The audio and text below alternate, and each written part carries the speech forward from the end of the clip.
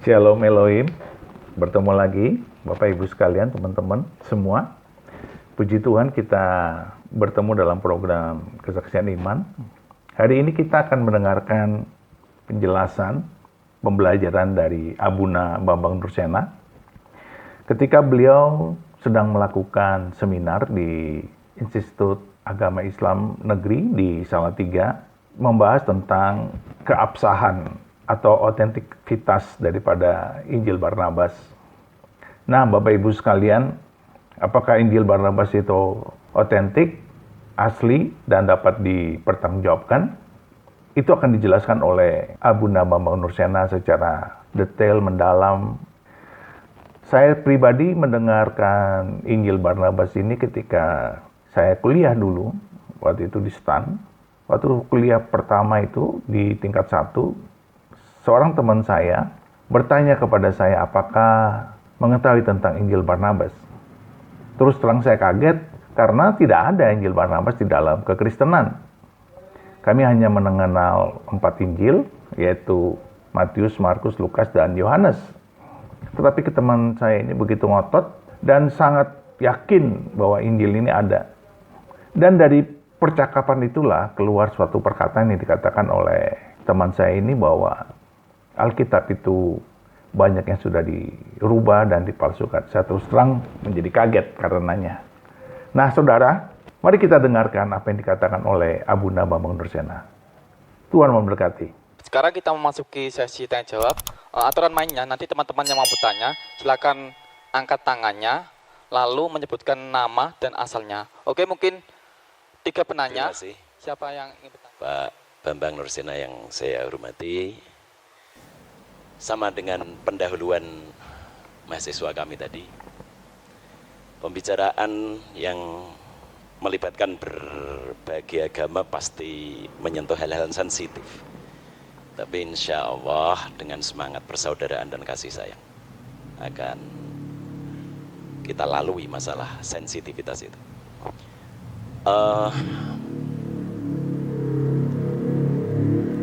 Injil Barnabas itu kan ditolak oleh komunitas Kristen. Saya ingin bertanya sebetulnya bagian mana yang menjadikan Injil Barnabas itu harus ditolak. Kalau kesalahan-kesalahan data kecil itu saya kira juga terjadi di dalam Injil-Injil yang lain. Misalnya when down padahal seharusnya when up misalnya. Saya kira itu kesalahan kecil yang tidak harus berimplikasi kepada satu stigma heretik. Mohon maaf, apakah mungkin penolakan terhadap Injil Barnabas itu sebetulnya karena ada indikasi yang menunjukkan Muhammad yang akan datang setelah Yesus.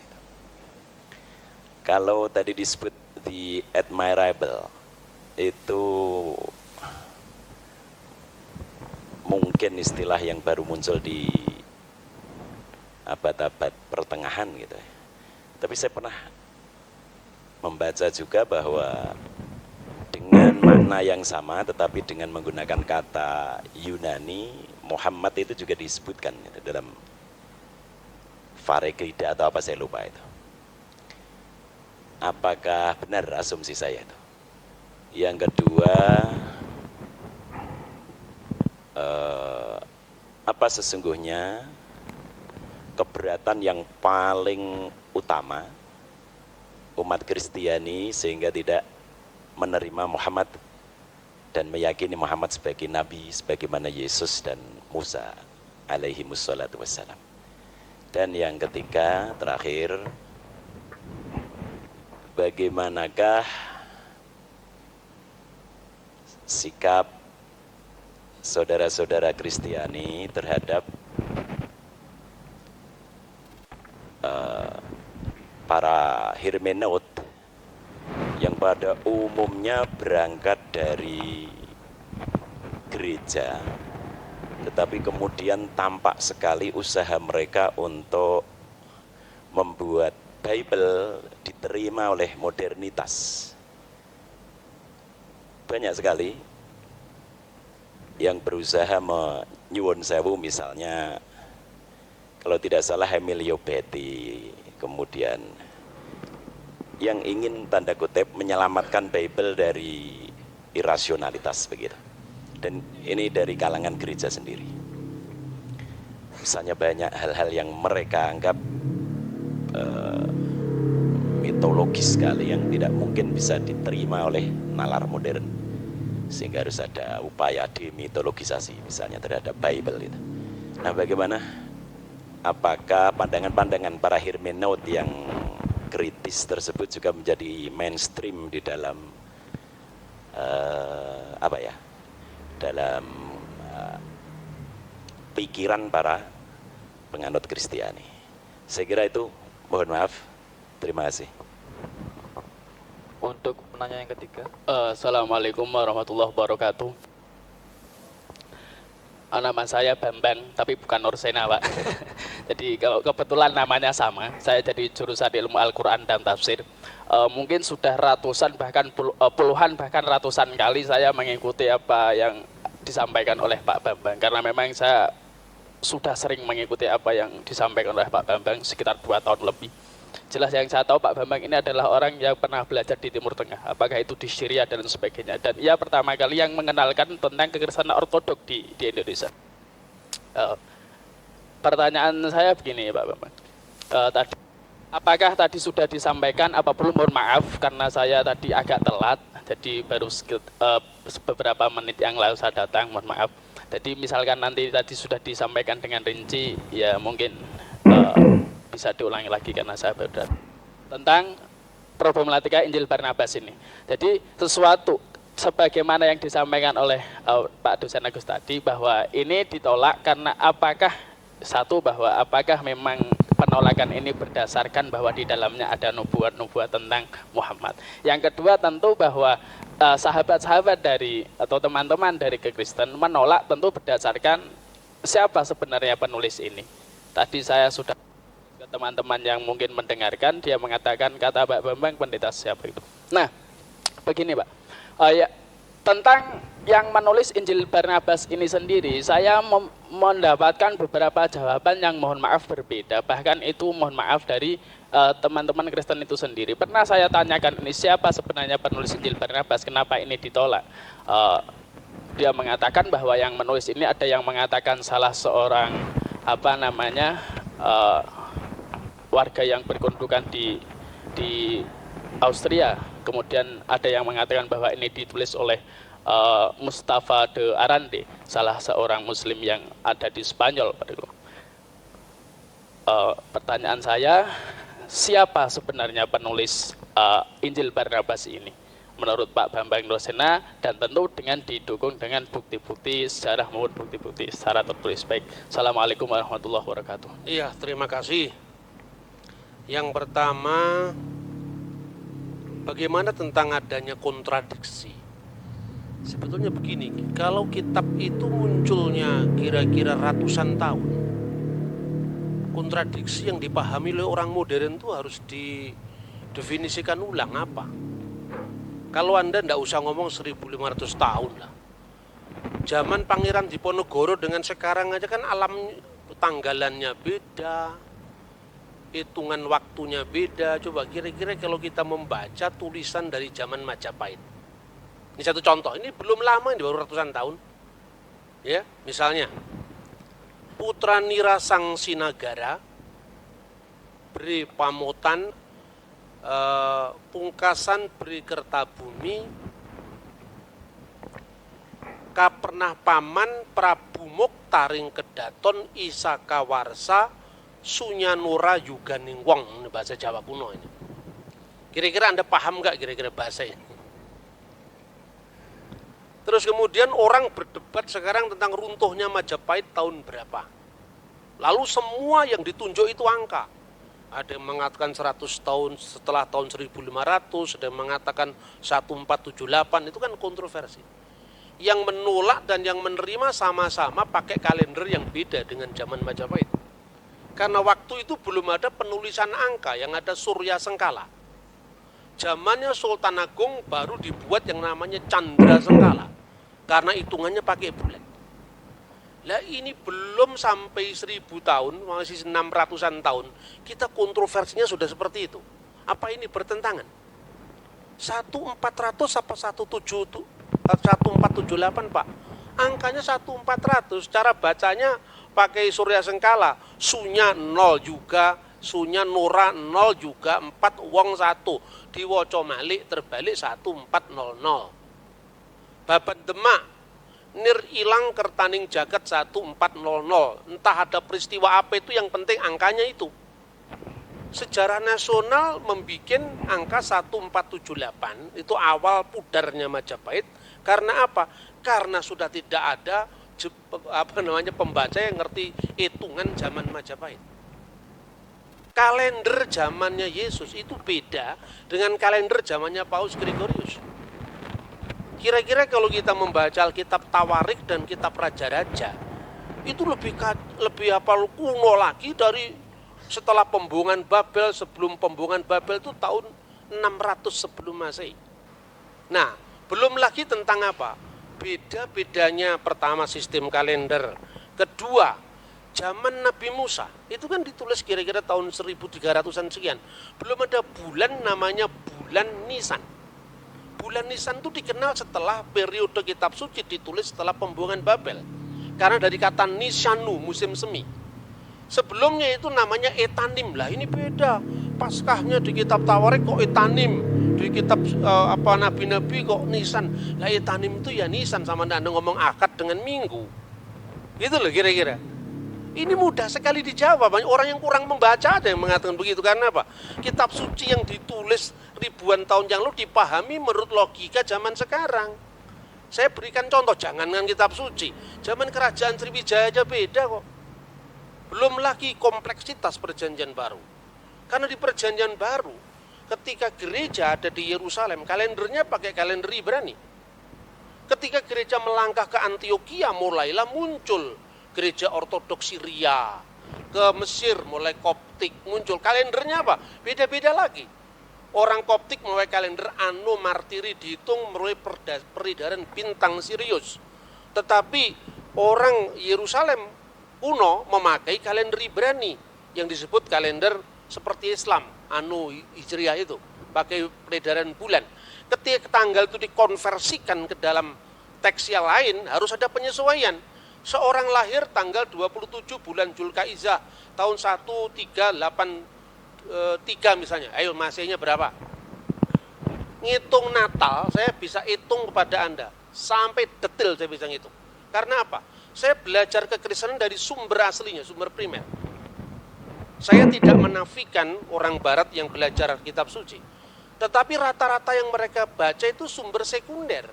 Jadi misalnya Natal dituduh kelahiran Dewa Matahari. Lalu sedangkan Natal itu sudah ditentukan di Mesir tahun 189 kok. Kalender penyembahan Dewa Matahari baru tahun 274 zamannya Aurelius.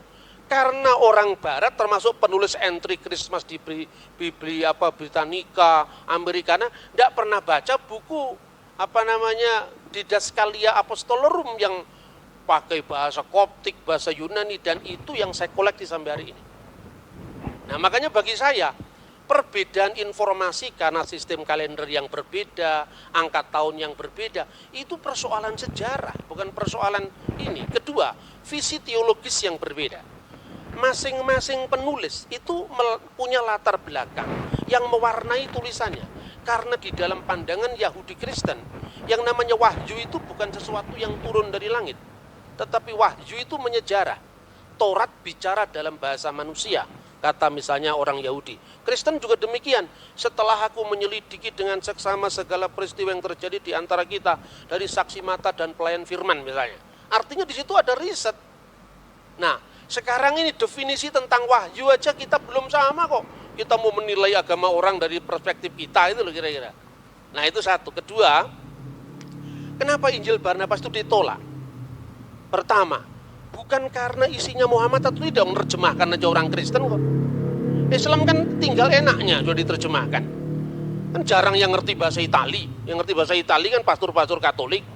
Sudah diterjemahkan tinggal baca. Kalau orang Kristen punya niat jahat, nggak perlu dong diterjemahkan. Ngapain diterjemahkan? Itu merugikan kita. Tapi karena semangat keilmuan kita terjemahkan. Sampai penerjemahnya di dalam bahasa Arab pun juga orang Kristen Koptik. Namanya adalah Khalil Sa'adah. Tetapi demi keilmuan dia memberikan contoh bahwa memang dalam konteks perjanjian baru itu misalnya ada persoalan-persoalan angka tahun, misalnya Yesus lahir zaman Kirenius atau tidak. Tetapi bangunan dasar seluruhnya betul ditemukan prasasti tentang kata iterum, dia yang kedua kali bertakhta. Tetapi soal Injil Barnabas ini parah sekali karena memang abad 16 dari abad pertama.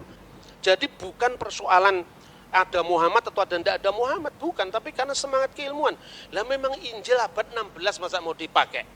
Sedangkan peristiwanya abad pertama.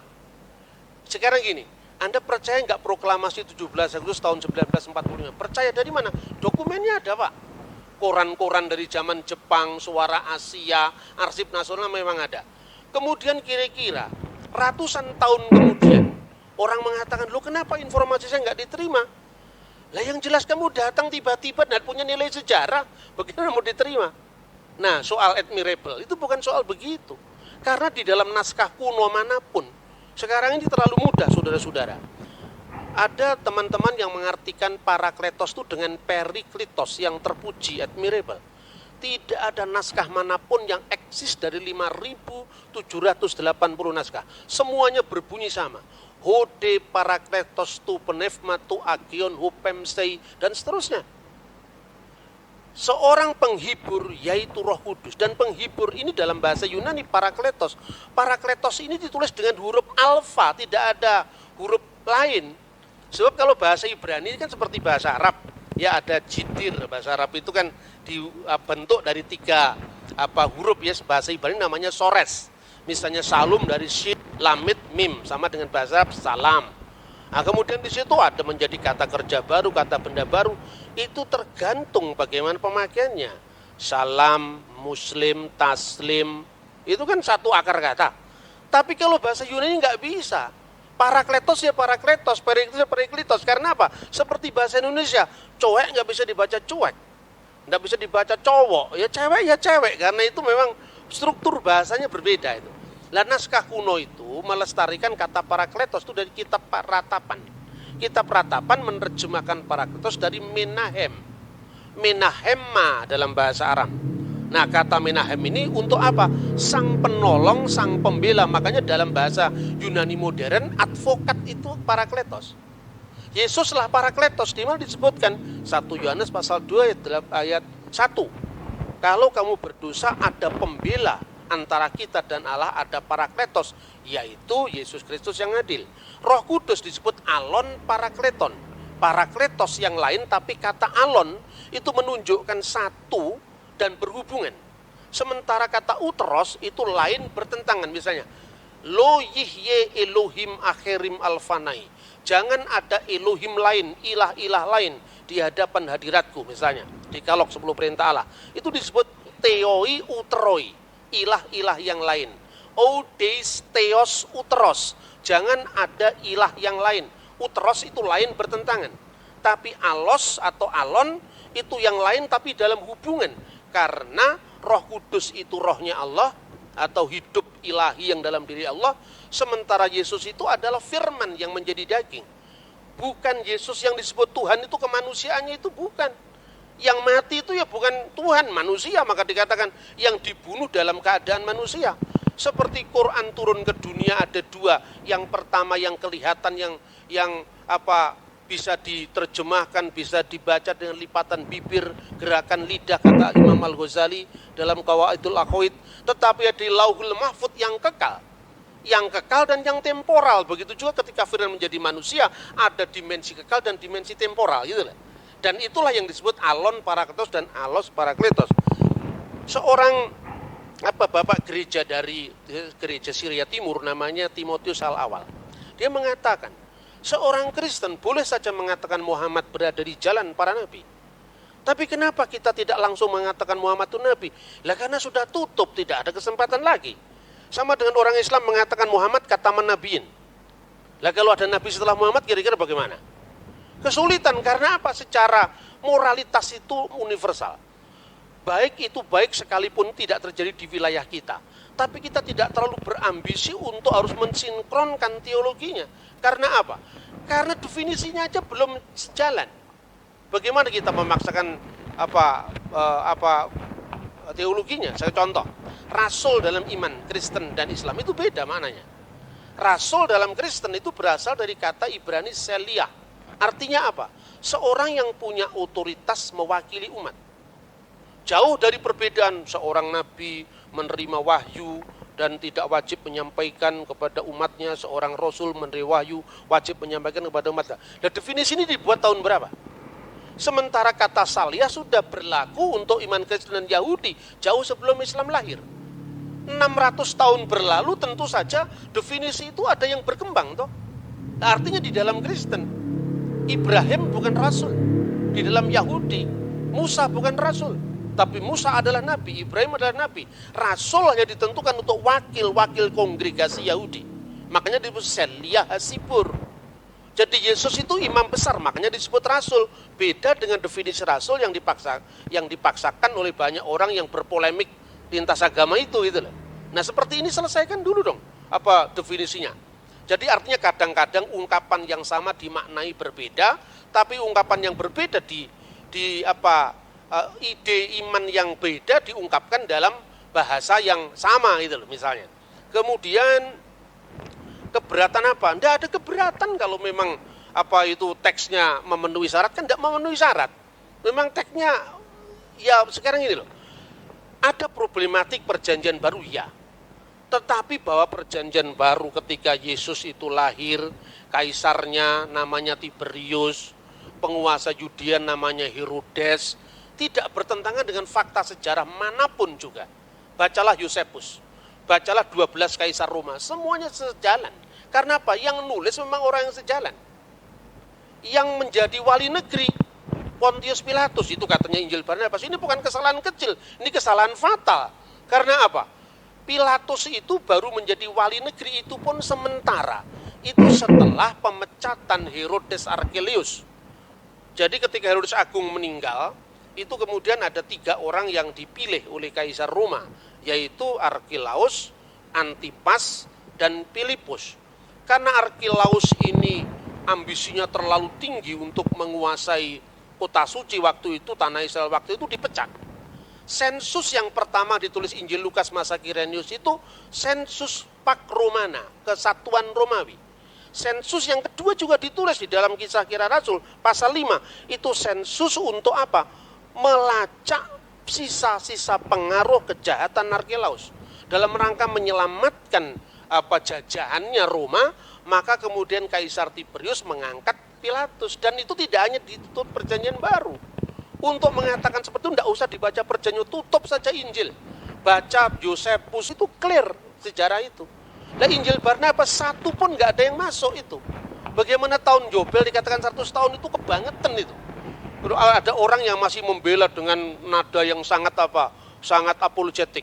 Mungkin kata 100 itu karena kaburnya antara huruf L dengan huruf C.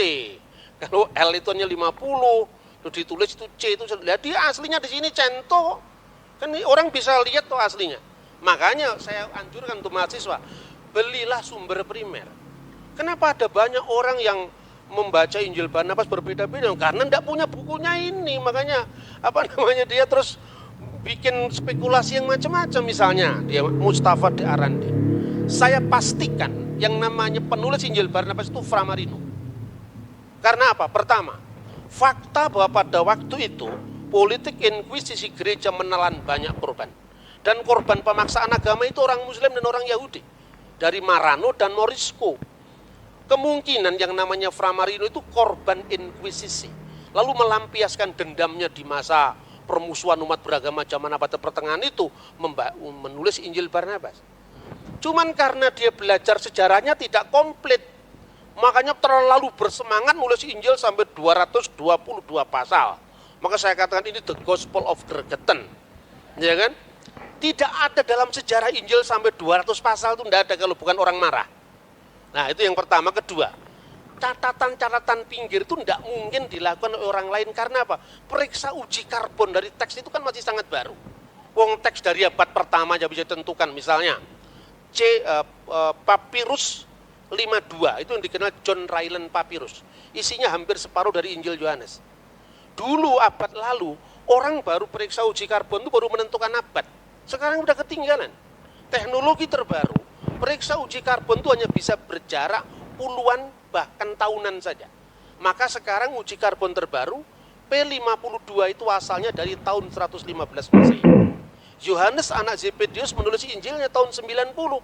Karena menurut catatan Bapak Gereja kuno, misalnya Papias. Papias itu siapa? Muridnya Yohanes langsung.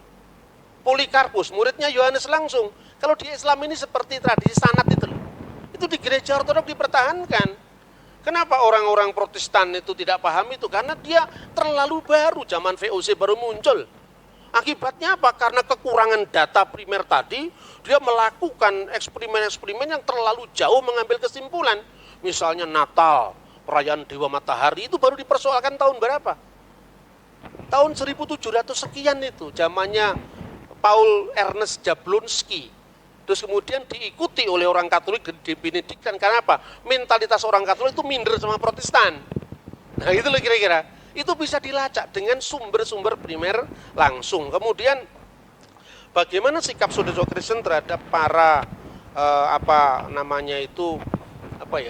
seket gereja yang mengatakan bahwa ternyata Bible tidak tahan dengan teks-teks modern itu suara abad lalu itu. Sekarang udah ketinggalan kereta.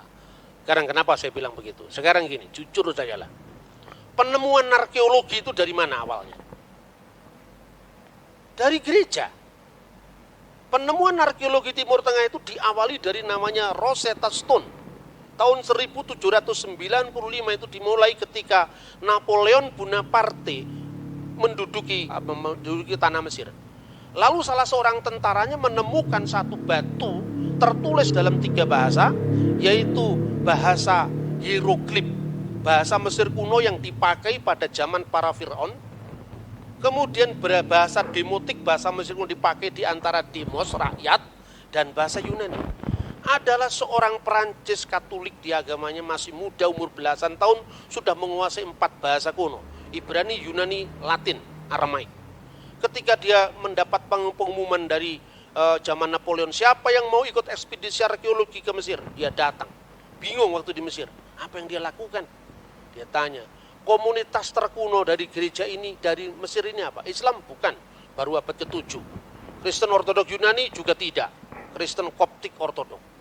Nah, untuk dia bisa komunikasi dengan orang setempat, dia pakai bahasa Arab. Lalu masuk gereja, bingung dia. Wah, ini ada liturginya kok selain bahasa Arab, ada bahasa Yunani, ada bahasa Mesir kuno. Tetapi ketika nama-nama dewa itu diganti dengan nama Yunani, misalnya Theos, Agios, Theos, Agios, Iskiros, Agios, Thanatos, diterjemahkan pakai bahasa Arab. Kudusullah, Kudusul Qawi, Kudusul Ladila Yamut, Irhamna. Al-Mastulillah walibni warahil kudus al-ana wa kulhainin wa ila dahri dahirin amin. Ini enggak ada Islamnya. Ini Kristen asli ini. Itu, apa artinya itu? Wah, ini berarti ada bahasa-bahasa kuno yang dipakai di sini. Ya, gimana kami bisa belajar? Di amat-amati itu 23 tahun dia bisa memecahkan. Dilihat bahasa Yunaninya jelas. Oh, di sini ada kata Ptolomaus. Di sini ada kata Cleopatra. Yang selama itu hanya lewat cerita Antoni Cleopatra, ternyata ini tokoh historis, dilacak sama dia. Terus ada tulisan dalam bentuk huruf, dalam bentuk tanda gambar seperti matahari. Jangan-jangan ini matahari ini. Ini bahasa kuno yang sudah tidak berlaku lagi ribuan tahun. Dilihat bawahnya ada kata Helios. Ini matahari, jangan-jangan matahari. Dia datang ke gereja kuno itu, tanya, kamu punya Alkitab selain bahasa Arab, bahasa apa? Yunani. Selain bahasa Yunani, bahasa Koptik. Apa itu bahasa Koptik? Bahasa zaman Fir'aun. Kok kok hurufnya huruf Yunani? Iya, ketika Rasul Markus datang ke Alexandria, penerus-penerusnya menciptakan peradaban baru. Makanya menciptakan huruf baru. Kayak orang Jawa sekarang, Anda lihat itu orang Arab suruh baca Arab Pegon kan tidak ngerti. Itu produk lokal karena itu menunjukkan bahwa bangsa kita bangsa besar. Sampai bisa bikin tulisan Arab Pegon. Begitu juga di sana. Dilihat ternyata, kamu tanya, bahasa Koptik iya. Bagimu akan ada matahari yang tidak pernah tenggelam. Bahasa Koptiknya apa? Oh, bahasa Koptiknya adalah on. Bahasa Koptiknya adalah ra. Ada dua kata, ra dan on. Ra itu apa? Matahari. Itu dia baca dari Alkitab. Orang-orang Israel membangun kota namanya Ramses. Ra itu hari. Mese itu artinya apa? Artinya anak. Anak sang matahari, anak dewa matahari. Nama aslinya Musa apa? Moshe. Mo itu air yang mengalir. Mese itu bahasa Mesir kuno. Artinya anak, anak yang diambil dari air yang mengalir. Ketemu sudah ini bahasa. Sejak saat itu muncul namanya Egyptologi. Ini asalnya dari Bible ini. Kok dianggap Bible bertentangan dengan pengetahuan bagaimana? Yang melainkan arkeologi adalah Alkitab kok. Seumpama waktu itu tidak ketemu kata Ramses, tidak akan ketemu arkeologi Mesir kuno. Baru mulai ada penggalian di di Ras Samra, penggalian di Babel, ketemulah kota-kota kuno, kota Abraham, namanya apa? Tel Turahi, cocok dengan namanya Abraham dalam Alkitab Terah. Ya toh?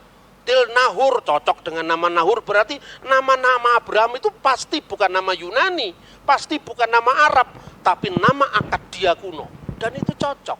Mertuanya Yusuf namanya Potifera. Poti itu yang dipersembahkan Vera kepada Ra, matahari. Sama dengan orang Jawa, namanya Suryawan.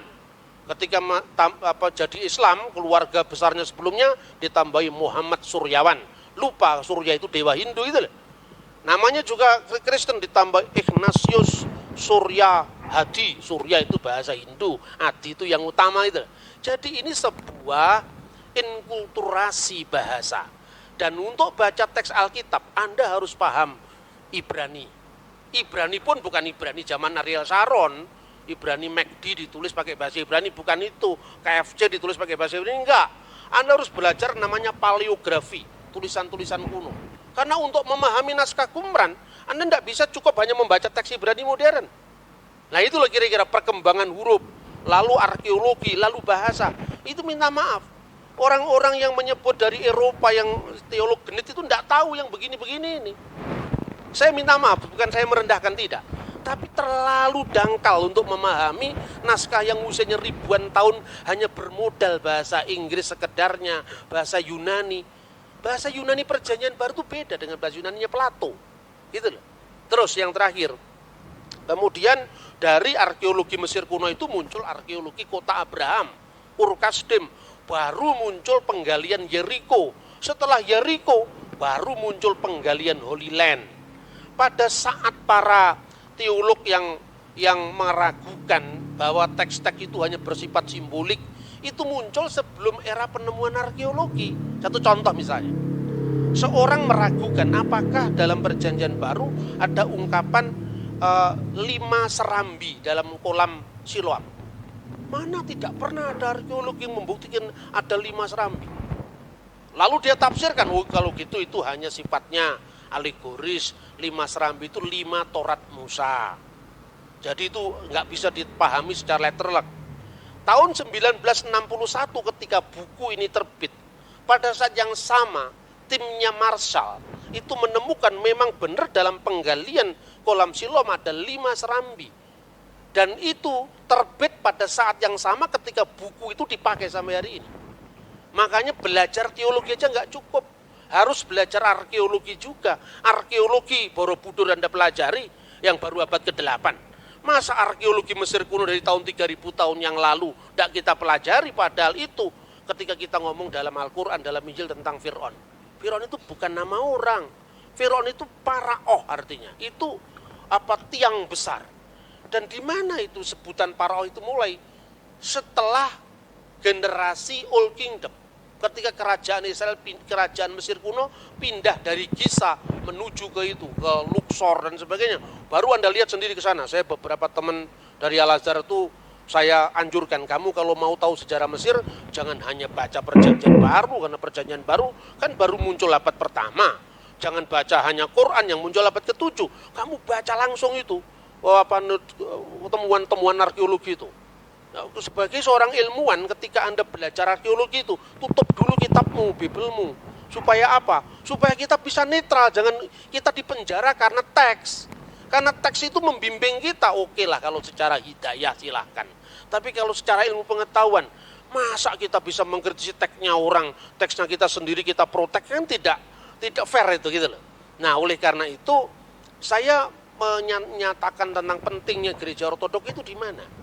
Karena gereja ortodok itu saksi hidup dari semua data-data arkeologi itu. Coba Anda mau belajar bahasa Yunani. Pembawa gereja ortodok pertama itu bukan saya, tapi Romo Daniel. Nah, kemudian generasi setelah Romo Daniel itu kan menekankan aspek tentang liturgi gereja, sejarah gereja. Saya tidak bisa hanya begitu. Karena apa? Ketika saya masuk dalam salah satu gereja ortodok saja, berarti saya menutup akses informasi saya untuk ortodok yang lain. Makanya saya memperkenalkan kajian Syriak, kajian Koptik dalam konteks ini. Anda mau tahu bahasanya Yesus? Sampai sekarang Alkitab Pesita masih ada, bahasa Suryani. Dipakai tidak hanya sebagai bahasa liturgi, tapi bahasa sehari-hari. Di Maklula, Saidnaya di Syria. Anda mau pakai bahasanya Pontius Pilatus, bahasa abad pertama, masih dipakai teks suci perjanjian baru. Anda mau cari bahasanya Nabi Musa, masih dipakai dalam kitab Taurat. Anda mau cari bahasanya Fir'aun, jejak-jejaknya dijumpai dalam kitab Ibrani. Misalnya, nama Asnat itu kekasih Nait. Nait itu dewa kuno zamannya Yusuf. Yusuf ketika menjadi Perdana Menteri, nama Yusuf itu kan nama Ibrani, Yosef. Ketika di Mesir mendapatkan nama baru, apa itu? Safnah Paneah, di situ kunci hidup. Hidup, makanya Akhenaton, Aton yang hidup. Nah ini nggak cukup hanya bisa ditelaah dari bahasa Arab yang terlalu baru untuk itu. Tidak cukup diambil dari bahasa Yunani, perjanjian baru yang konteksnya terlalu jauh. Harus diambil dari teks langsung yang melestarikan bahasa Koptik. Yaitu apa? Gereja Ortodok Koptik. Ini ada di Mesir, tidak ada di Syria. Makanya saya tidak kerasanan kalau hanya di satu tempat. Saya mau passing over dari semua tradisi keagamaan. Soal kemudian saya coming back kepada agama saya sendiri. Karena saya harus punya rumah supaya kalau mati ada yang mengubur. Kan itu saja sebetulnya. Tapi konteksnya apa? Konteksnya bahwa orang beragama itu jangan taklid buta itu loh. Kita mesti melihat problematik masing-masing teks itu. Dalam semua apa yang saya katakan, Injil Barnabas sama sekali tidak masuk dalam hitungan itu. Karena apa? Terlalu baru. Sama dengan Anda membahas zamannya Patih Gajah Mada abad ke-13 berdasarkan naskah Melayu, itu pun bukan bahasa Jawa, tapi bahasa Thailand itu loh. Lah bahasa Italia aja belum ada kok. Jadi perjanjian baru itu bukan sewenang-wenang ini yang cocok dengan iman Kristen diambil, yang tidak cocok dibuang. Tidak seperti itu. Makanya apokrif atau kanonik dalam gereja ortodok itu tidak sedikit dalam gereja Protestan. Gereja Protestan itu kan sudah mewarisi teks yang sudah tertutup gitu loh. Lalu di gereja ortodok kan tidak, misalnya kisah tentang Bunda Maria dipelihara di Bait Allah oleh Zakaria. Yang itu ada di dalam Quran, ya kan?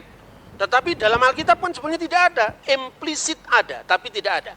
Itu ada dalam dokumen gereja Synaxarion yang diabadikan dalam buku yang namanya Protevangelium Yakobi.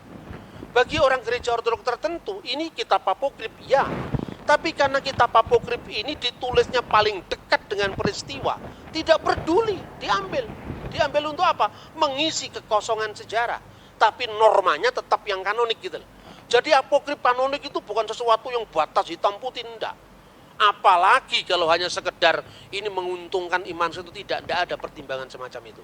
Contoh lain misalnya, di dalam ajaran Katolik dan Ortodok sebetulnya kitab yang disebut dengan Biblia Hebraika itu kan sebetulnya warisan dari Yahudi Yamnia setelah gereja kuno dikutuk sama orang Yahudi lewat konsili lokal yang mengatakan terkutuklah orang-orang Nasrani maksudnya, itu orang Kristen. Hendaklah nama mereka tercabut dari kitab kehidupan, itu tahun 90 Masehi. Dokumennya dinamakan Birkat Haminim, itu tahun 90 Masehi. Gaung daripada pengutukan itu adalah apa? Orang-orang Yahudi mulai menolak Septuaginta. Karena dalam Septuaginta ada bukti keperawanan Maria, di mana kata Parthenos itu artinya tidak sekedar perempuan muda yang bisa perawan atau tidak, tapi harus berarti perawan. Nah, kemudian karena gaung penolakan itu, orang-orang Yahudi menolak teks-teks yang disebut Septuaginta tadi. Tetapi penolakan orang Yahudi terhadap Septuaginta itu juga tidak sedikit gereja modern. Buktinya apa? Yesus memperingati perayaan yang namanya penahbisan Bait Allah. Itu diambil dari buku Makabe. 1-2 Makabe yang dipakai oleh gereja Katolik dan gereja Ortodok, gitu loh. Jadi karena begini, dalam iman Kristen firman itu tidak menjadi kitab dalam pengertian harafiah, tapi firman itu turun dalam sosok manusia Yesus yang adalah peristiwa. Maka Injil bagi iman Kristen adalah peristiwa kabar baik, bukan kitab yang turun dari langit. Dalam sejarah, dalam ilmu agama-agama, ini harus jujur dihormati. Kenapa Timotius awal tidak keberatan mengatakan Muhammad berada di jalan para nabi? Di satu pihak dia tetap bisa mengagumi nilai-nilai kebaikan pada agama lain, tapi di pihak lain dia tetap untuk menjaga koridor teologisnya dengan agama lain. Ini mirip. Anda bisa mengikuti bahwa ada orang agama Bahai yang orangnya kelakuannya baik-baik ketimbang kelakuannya yang suka bakar-bakar toko itu. Secara ortopraksi dia baik. Tapi kan kitabnya kitab setelah Al-Quran, Pak. Nabinya juga Muhammad Baha'ullah. Itu sudah tutup, Pak, pewahyuan kita. Namanya katamu Nabi Muhammad. Kita tidak bisa mengakui Bahai. Tapi kalau kelakuan baik ya kita akui lah, Pak. Artinya apa? Seperti itu, setiap agama itu punya batas. Bagi orang Yahudi, nggak mau mengakui Yesus perjanjian baru. Karena apa? Musa itu puncak pewahyuan. Bagi iman Kristen, Yesus itu puncak pewahyuan.